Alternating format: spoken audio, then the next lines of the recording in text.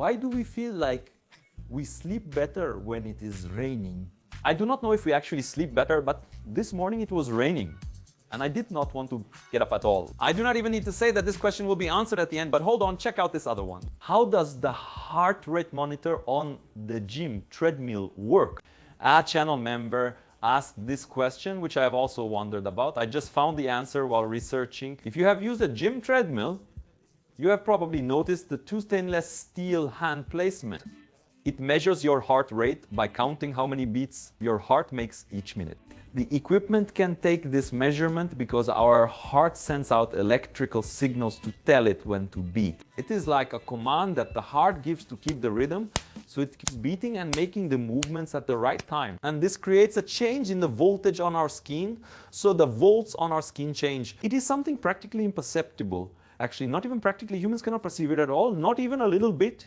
Now, a very sensitive machine can detect this difference, and then it knows how many times your heart is beating per minute. That is why the device you place your hand on is stainless steel, because there needs to be an electrical contact between the machine and your body for it to be able to measure you. If your hand is oily, sweaty, or you are wearing gloves, it will not work. Why is a drop round when it falls from the faucet?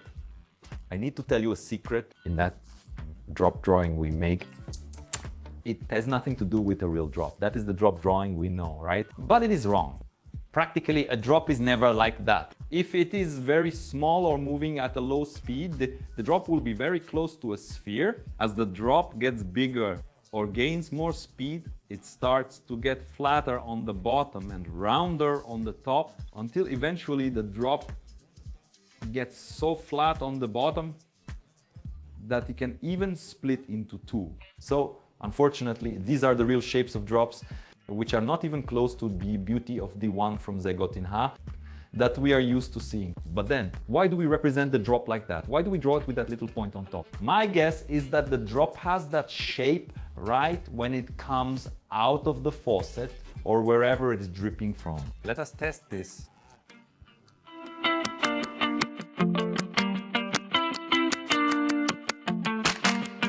Both things I said have been proven. You can clearly see that at the moment the drop is coming out, when it is separating from the rest of the water, it forms that little tip upwards, but right after, when it falls, it already takes on a round shape. But here is the trick, and that is why I like to do this segment of our answers, because things have connections we cannot even imagine. Why does the drop become round? Tudawa. Because there is an attraction between water molecules. They pull each other, they want to stay close to one another. And the most natural shape when we have something fluid that is attracting itself is to form a sphere. And yes, that is why planets are round. Planets are fluid. Earth is soft inside, while gas planets are made of gas. Gravity pulls everything together, so it is a bunch of matter wanting to stay together, and the natural shape, whether it is a drop or a planet, is a sphere, utash. If plants do photosynthesis, and that is what makes them grow, where does the sugar in fruits come from? How does the plant manage to get sugar from the soil and the air? This is photosynthesis, okay? Which is basically how plants eat. How do they do it? They take carbon dioxide from the air, they take the water that is in the soil. So the plant's roots stay there absorbing the water. And then plants use the energy that comes from sunlight to turn these two molecules here into glucose, which is going to be like a kind of Lego brick that they use to build everything inside them, and oxygen, which they release back into the air. So the plant takes in water and carbon dioxide and gives off oxygen. The glucose it keeps for itself. This glucose it uses as energy, right, to grow and everything else. It will use it to form its own wood, and it will use it to build the fruits, including the sugar in the fruit. In fact, if you look at the formula for the sugar in fruit, which is not glucose, it is fructose. It is practically the same as this here. You write the same formula. The atoms are just arranged in a different way. Yes, fruit contains glucose. Glucose and fructose combine to form sucrose, the common table sugar. So The plant inside itself, just like us, has a kind of chemical industry that takes some things and transforms them into others. And something really interesting for us to see is that the material that makes up plants, the wood, the leaves, it comes partly from groundwater and partly from carbon dioxide in the air. A tiny part, a very small part, comes from nutrients that are in the soil. So that means that a tree, most of it, is made up of a gas that it captured from nature. Why was Cleopatra closer to the construction of iPhones than to the pyramids? Let us make a timeline, okay? The pyramids of Giza, which are those most famous ones we are used to seeing, they were built around the year 2500 before Christ. Cleopatra, who was a ruler of Egypt, was born in the year 69 before Christ. And the first iPhone, which had this button down here, if you do not remember, was released in the year 2007 AD. We do not put this in front since we already know. Now, let us look at the difference. When Cleopatra was born, the pyramids were already 2,431 years old. And when the iPhone was released, Cleopatra had been born 2,076 years earlier. What happens then is that the pyramids are much older than we imagine. The distance between Cleopatra and the pyramids is almost 2,500 years. The distance between Cleopatra and the iPhone is about 2,000 years. That is why she is closer to the iPhone than to the pyramid. If the Coca-Cola formula is a secret, why are the ingredients on the bottle? Yeah, kind of. Actually, what is on the bottle are the ingredients you have to list by law, okay? So you are going to put carbonated water, sugar, and so on. But when you look at it, for example, natural flavor, what natural flavor, where does that come from? But that is not all. One thing is to list the ingredients, another thing is to show how it is made. For example, a souffle recipe includes eggs, wheat flour or cornstarch, vegetables, fish, cheese, and chocolate. Not chocolate, right? If it is with fish, use fish. If it is chocolate, use chocolate. But anyway, I am giving this example because souffle is a dish that goes in the oven and then it rises in a very beautiful way. If you do this wrong, if the oven is not at the right temperature, if the souffle is not ready, if you take it out at the wrong time, it deflates and looks terrible. So the preparation of a dish is the secret. Anyone can go to the supermarket and buy the ingredients, but making it, few people can do it. And that is what happens with the Coca-Cola formula. Even though we have a basic list of ingredients, what do we do with that? How do we prepare it? Do you cook it? In what way? Do you put it in the oven, heat it up, cool it down? I do not know. Why is it easier to clean something with soap and hot water? What changes chemically? Most of the time, when you are going to clean something tough, it is dirty with grease, with some kind of oil that will not come off. Water-based substances wash off easily. For example, dirt comes off completely with water. It is pretty simple to clean. Poop is not that easy because it has fat. Why does that happen? This here is a representation of a soap molecule. Okay? It has a part that bonds more with water, but it also has another part that bonds more with fat. When one of these molecules comes into contact with a bit of fat, they kind of surround a bit of fat and attach to it. In the way I am showing here, we call this a micelle, which is very easy to be transported by water because this end here bonds with water. So what soap does is act as a bridge between fat and water. It makes the fat mix with the water. So without soap, if you try to clean the fat, you cannot do it. You pour water and the water does not remove the fat unless you have soap. The soap attaches to the fat and the fat mixes with the water. If the water is hot, it can melt the fat and then it will be much easier for this to happen. Because the pieces of fat become much smaller, the fat also comes off much more easily because sometimes it is solid and then it becomes liquid. A warm environment is much more favorable for this to happen. So in the end, washing something with soap and hot water does clean much better. And here is the chemical proof. From which kingdom did black pepper come from? The pepper we know as black pepper has the Latin name Piper nigrum and came from Southeast India in Brazil. We know it as black pepper, but as the scientific name itself says, outside of here its name is black pepper. It is called this because when Brazil was a Portuguese colony, we could not import it directly from India. It had to go through Portugal first. And then its name was Portuguese Kingdom pepper. The kingdom in this case is the Portuguese kingdom. Why do most hospitals have saints' names like Santa Casa, Santa Marcelina? That is true. Mari and I, for example, were born in Sorocaba in a hospital called Santa Lucinda. And it is interesting because I went to look up who this saint is, right? I wanted to see a picture of Saint Lucinda and I could not find one. I have the impression that Saint Lucinda does not exist. It is Saint Lucia, which somehow got changed to Lucinda. As far as I read, it was Miguel de Cervantes, that super famous Spanish writer who wrote Don Quixote de la Mancha. And he kind of created this name in the book from the name Lucia, which comes from light. But the truth is, the hospital as we know it, right? Which is a place where people are admitted, they go there to treat an illness. It was kind of invented by Christians about 1700 years ago. Founding a hospital and treating the sick was a charitable way to help others. It is not limited to hospitals. Where I grew up, there is the Santa Casa de Pide, the city's hospital. There is the Educandario Lar Jesus for underprivileged children and the Lar São Vicente de Paulo, a nursing home. This mainly relates to the Catholic Church and concerns about education. You will see names of many universities like Pontifical Catholic University, which means Pontifical Catholic University. So, in the end, all these names have to do with this Christian tradition and after the Catholic Church of creating institutions to help people. But hold on, it does not stop here. I found out something very interesting. The first hospital in Brazil was founded in 1543 in a place called Inguaguafu. The name was Hospital de Todos os Santos because of a famous hospital over in Portugal. And then over time, the port that was right in front near the hospital started to be called Porto de Todos os Santos. The village of Vila de Todos os Santos, Porto Santos, Vila de Santos, City of Santos. The City of Santos is named after Brazil's first hospital.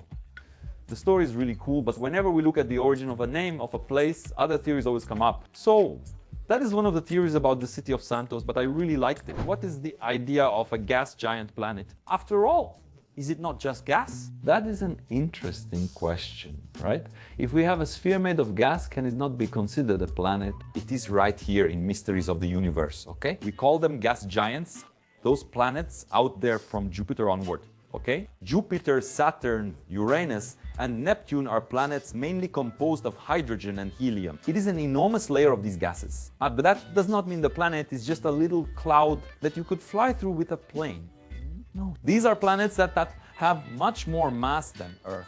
They are planets that have much stronger gravity than Earth. So, they have a bunch of moons orbiting around them. These gases, because of gravity, get compressed as we go deeper into the planet. That atmosphere, right? It keeps getting denser and denser with the gases getting more and more compressed. There comes a point when it becomes liquid and then eventually it becomes metallic. We can have metallic hydrogen until right in the middle, yes, there will be a little rocky core. So in the end, the fact that it is a gas planet does not mean it could not be a planet or that it is a second-rate planet or anything like that. Quite the opposite. It is just that it is very different from planet Earth, which has a crust right on the outside like this. It will also have something harder inside. Outside, there is a thick layer of gases that are crucial to this planet. There is a lot of matter there. We cannot just ignore it, and even if we think about the Sun, which would be the most important star in the solar system, it also does not have a rocky core. It is a bunch of plasma there, and plasma is a heated gas, so we had better have a little more respect for gases. How many logs does it take to make a canoe? Honest question. One of the definitions we found for canoe here is a light and narrow vessel, usually pointed at both ends and open at the top, and propelled by one or more rowers who sit or kneel facing forward and use single-bladed paddles to move the vessel. With all that, you probably already managed to create an image in your head of what a canoe is, right? And if you think about the canoes made by Brazilian indigenous people, the trunk of a beautiful tree is more than enough for us to make a great canoe. In other words, you can make a canoe with just one log. Why do we feel hot in the sun if space does not have air to conduct heat? It is true, is it not? The sun is not touching us and there is no air to transmit the sun's heat all the way here. This thing where you touch a hot object and that object heats you up is called thermal conduction. What actually happens? A hot thing has its molecules all agitated, right? They are moving around a lot. When you touch this hot object, that movement transfers to your hand, it passes to the other body that is touching it. So it is like when you put your hand on a jackhammer and it shakes you too, that movement transfers to you. This may be the first way you think of transferring heat, but it is not the only one. Another way is through light. So sunlight heats us up a lot. It is easy to notice, especially at a June festival. Even if you are far away from the bonfire, if it's a big bonfire, you can feel the heat from the bonfire reaching you. And because of the distance, you can tell that it is not the bonfire heating the air, and that air is warming you. It is not hot air reaching you. It is the heat from the light itself, from the fire. Many times, this light is not even visible, okay? It is infrared light, right? In the rainbow, it would be there below the red. We cannot see it, but it is reaching us. Even the human body emits this type of light. Yes, you are basically a walking lamp, but others just cannot see it. And it is because of all this that we can have a thermal camera, which is that type of camera that can show what is hot and what is cold. Because what is hot emits much more infrared than what is cold. So in this room, I will grab the camera to show you. This camera is an accessory for the phone. See there, Johnson, he is emitting infrared light. Do you see other spots too? For example, the source of this lamp here on this reflector, it is hot, so you can see it in infrared. Look, here my foot on the floor. If I take my foot off, oops, watch the bottle under my foot, it leaves its mark. I am putting my hand on the floor. See, it is really red. When I take my hand off, the floor got hot. It is emitting infrared, my handprint stays there. So to answer your question in a simple way, it is the sunlight that warms us up. In fact, there is practically nothing between us and the sun. The sun's energy gets here through light. How many horsepower does a horse have? The actual animal. A horse has 1 horsepower, which stands for horsepower, a unit of power. So it would be the power of a horse, right? The strength of a horse. But does the actual animal really have 1 horsepower? The person who invented this measurement was a Scottish engineer named James Watt. Yes, when you read on the light bulb 10 watts, it is 10 watts. It is a tribute. This measurement is a tribute to James Watt. At the end of the 18th century, in the 1700s, this guy studied steam engines, which were not widely used yet because they were still unreliable. And James Watt greatly improved steam engines. He managed to create really cool engines, and he wanted to sell these engines to people who used horses. The goal was to place horses and human labor with his engines. He cleverly sold these machines by arriving with a giant engine and saying, this engine has 30 horsepower. The strength of 30 horses. In practice, it would basically mean that the engine would replace 30 horses. What this measurement really means is that you can lift 249 kilograms 30 centimeters high in 1 second. And yes, that is about what a horse can do, but not instantly, not right away. That is what a horse does on average during a whole day of work. So you could say that a horse has a power of about 1 horsepower. In Portuguese, we use horsepower sometimes, which stands for horse. It is a unit called horse, which is pretty much the same thing as horsepower, but it is converted to the metric system. We can generally use it as a synonym. So, over the course of a workday, on average, a horse actually has the power of 1 horse. But if the horse needs to escape in a burst of strength, when it is really fired up, it can actually have much more power. Based on our research, it is about 15 horsepower.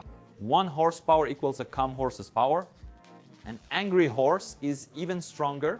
Silas Lima, a member of the channel, is asking here why the taste of food changes according to its temperature. Food taste comes from our tongue, which senses only 5 tastes: sweet, salty, bitter, sour, and umami. But it also comes a lot from the smell. So, our nose is super important for us to be able to taste the flavor of food. So, if your nose is blocked, you cannot really taste things well, right? Taste and flavor are linked, while smell is always tied to some kind of gas. When you smell something, a gas is reaching your nose. So yes, if you smell poop, it is poop molecules that are rising and reaching your nose. Yes, you are having direct contact with the poop matter that is entering you. It is the same thing with food. Do you smell the food? It is gas molecules that are coming off the food and reaching your nose. Of course, if the food is hot, it is going to be very different because a lot more molecules will come off the food because of the heat. And maybe more molecules of one type, fewer molecules of another. But there is something else too, which is that temperature makes the brain change its perception of flavors a little bit. Check this out. Sweet and bitter usually get stronger, while sour and salty are less influenced by heat. What else does this channel need to do? Great question. Off and on, Iber answers. Topics are things we have already covered. People ask, hey, Iber, make a perfect paper ball. I say we already did that in 2015. Why do you not visit a nuclear plant? And I say, oh, we already did that in 2018. Why not make a paper boat you can really sail in? We did that in 2012. But there are still a ton of things for us to do. It is not a promise, okay? There are still a few things I want to do that we have not done. First, go into Christ the Redeemer all the way to that part that comes out on his little arm. Visit a geothermal power plant, build a guitar from instant noodles, experience zero gravity, and break the 365 records we still have not. Perfect nail ball, a sailboat that actually sails. Not that embarrassment we went through last time, record the launch of a rocket. How do astronauts communicate with Earth inside the International Space Station? Do they talk to their families?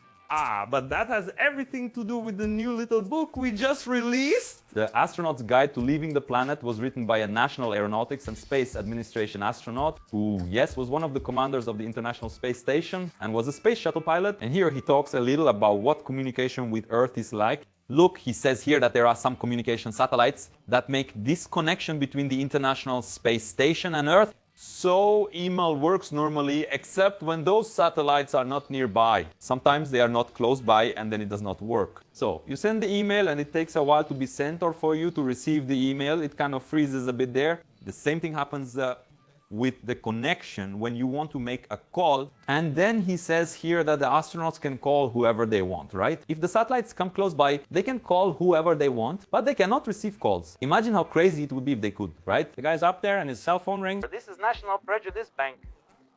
How are you? We wanted to offer you an Ultra International Space card, which gives you many benefits. It is an amazing card with an annual fee of just $1,500. And I think it would get in the way of their work a little, right? To communicate with their family. From what he explains here, there is an app similar to Zoom that lets you make a video call. But then it has to be scheduled with the people here on Earth. They will tell you the right time, set everything up so it works out and not disrupt the astronauts' work. Why does pergola wine turn blue with homemade soap? Pergola seems to be a wine brand, but I think any wine could turn blue. I mean, red wine, this reddish wine. What causes that? This red substance that makes the wine red is an anthocyanin. It is a substance found in red cabbage and blackberries. And I do not know if you remember that era. Our first official Manual do Mundo experiment debuted on the whole blog in 2010. It was an experiment where I took red cabbage tea and mixed it with some substances that were more acidic and others that were more alkaline, right? Which is the opposite of acidic, causing the red cabbage tea to change color. Wine is usually acidic, it has this reddish color, but in theory, if we mix something alkaline in here, it will change color. I have never done this experiment before. I am doing it now in front of you. Let us pour and dilute the wine with water. Since it's very dark, you might see something like coffee, but let us dilute it so it turns reddish. I will add a bit baking soda, which I mix with super glue. The wine should shift from acidic to basic. Let us see if the color changes. Yeah, it got a little more brown, right? But it did not turn blue. Maybe the pergola wine has a bit more anthocyanin, or maybe its anthocyanin is a bit newer. I do not know, it changed color a lot, but it did not turn bluish. Now, here is the thing. In homemade soap, when we make soap, we use caustic soda, which is something extremely alkaline, right? It is like a strong acid, but the opposite. And depending on the mixture you make there, the soap can be quite alkaline. So it is a soap that can even harm our hands if we do not make it properly. And maybe this homemade soap you used still has a lot of caustic soda in it. The caustic soda did not fully react with the fat. Let us add a bit more and see what happens. I am diluting the wine again to keep the experiments separate, okay? I will even make it a little lighter here because I think it will be easier for us to see. Caustic soda is absurdly stronger than baking soda, so the effect of homemade soap might be different. I am going to dilute a little bit here, just a few flakes of caustic soda. Let us see if it makes a difference.